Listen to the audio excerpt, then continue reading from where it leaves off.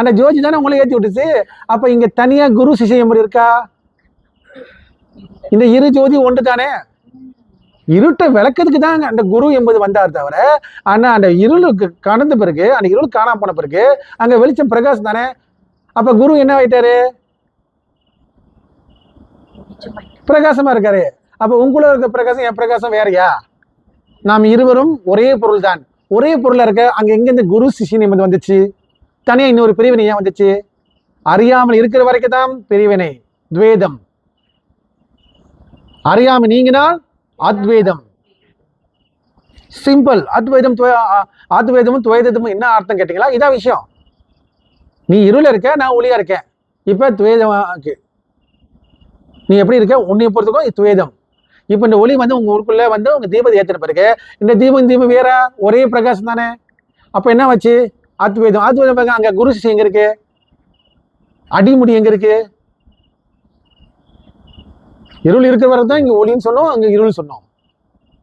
ஆனா இந்த ஒளி அங்கேயும் ஒளியாச்சுன்னு சொன்னா இங்க இருள் சொல்றதுக்கு ஒரு பொருள் இருக்கா? இல்ல. முழுமையா பூர்ணமா ஒளி தானே இருக்கு, வெளிச்சம் தானே இருக்கு. அப்ப அங்க குரு சிஷ்யன் இருக்கிறதுக்கு வேலை இல்லையே. அப்ப குரு தேவையா இல்லைன்னு அந்த வார்த்தை வர்ற முன்னுக்கு அந்த கேள்வி அங்க வர வாய்ப்பு இல்லை. ஏன்னா குருவும் நீங்களும் என்ன ஆயிட்டீங்க? ஒன்றுபட்டுட்டீங்க. ஒன்றுபட்ட பிறகு என்ன ஆச்சு? அதான் அத்வைதம். அகம் பிரம்மாஸ்மி, அகம் பிரம்மாஸ்மி. ஆதிசங்கர் சொல்ற மாதிரி அத்வைதம் அதுவாக இருக்கு எல்லாம். அதுக்கப்புறம் பஞ்சபூதம் ஒண்ணு இருக்கா? உங்களுக்கு பஞ்சபூதம் ஒண்ணு இருக்கா? நாம சிவாய ஒண்ணு இருக்குமா? இருக்குமா? இல்ல. ஏன்னா நீ பிரகாசித்த பிறகு இந்த மாய உடலும் இல்லை. நீ அந்த நிலைக்கு அடைஞ்ச பிறகு அங்க உனக்கு இந்த உடலும் உனக்கு இல்லை. இங்க மனம், நெருப்பு, காற்று எதுவுமே உனக்கு இல்லை. நீ என்னவா இருக்க?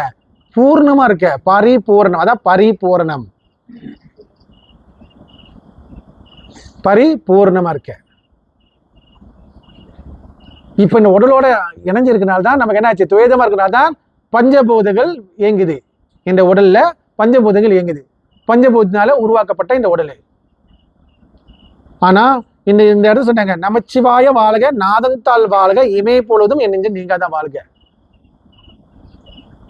நீங்க என்ன சொன்னாங்க? நமச்சிவாய வாழ்க்கணுமா? ஏன்னா இப்ப இந்த உடல் ரீதியில் இருக்கும். அது இந்த நமச்சிவாய வாழ்னா என்ன இருக்கணும்? நாதன் இருக்கணும். அதான் நமச்சிவாய வாழ்க, நாதன் தாள் வாழ்க. உங்களுக்கு நாதன் ஒளி இருக்குல்ல, ஓங்கார ஒளி, அதான் நாதன். ஆனா நாதன் இருக்கணும். அப்பதான் நீ உயிரோட இருக்குன்னு தெரியும் இந்த உடலுக்கு. ஆனா இந்த இந்த இந்த சொற்க நமச்சிவாயத்துல வர முன்னால அதுக்கு முன்னாலே ஒரு வார்த்தை சொல்லிட்டாங்க. என்னது? முதல் வரி என்னது திருவாசகத்துல?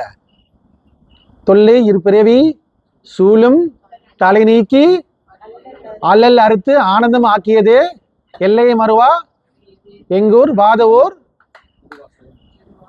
திருவாசகம் என்னும் தேன். அழகா சொல்லிட்டாரு. என்னது?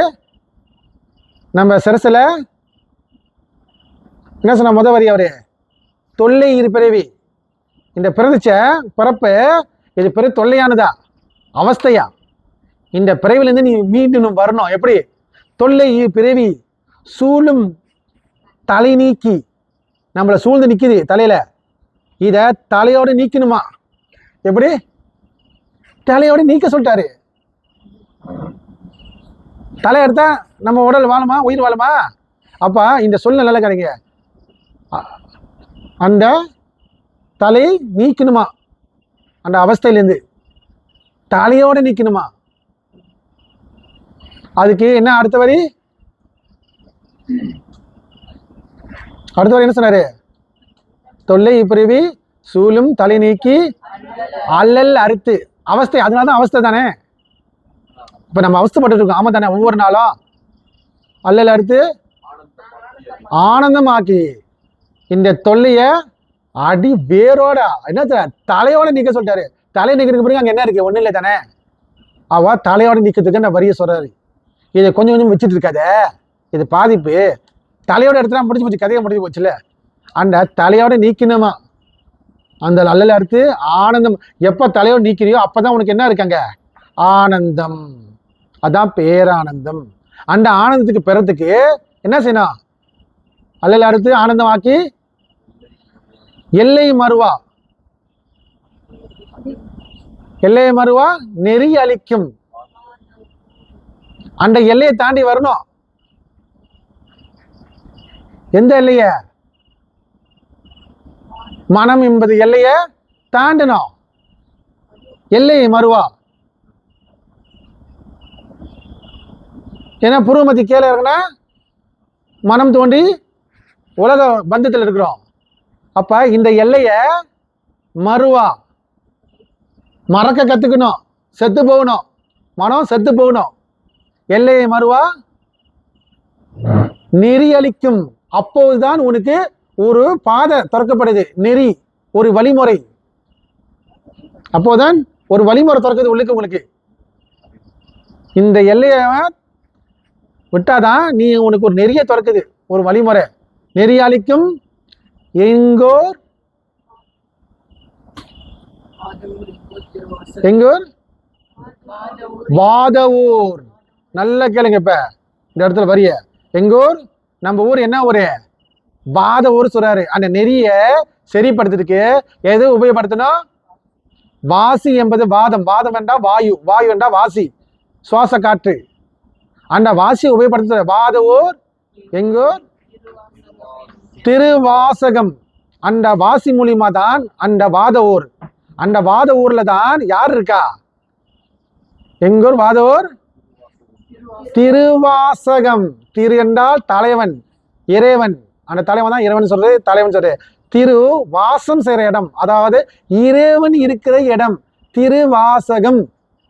அகத்துல திரு வாசம் செய்யற, அகத்துல இறைவன் நம்ம உள்ளதான் வாசம் செய்யறா என்பது தெல்ல தெளிவாக விளக்க உரையோட கொடுத்திருக்காரு.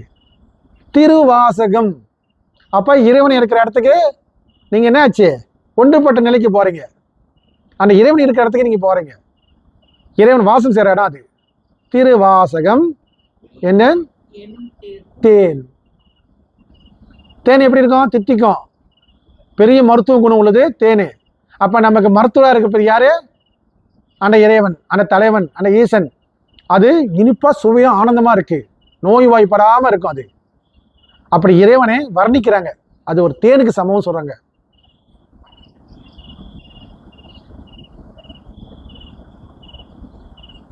நாளே வரையில திருவாசகத்துல.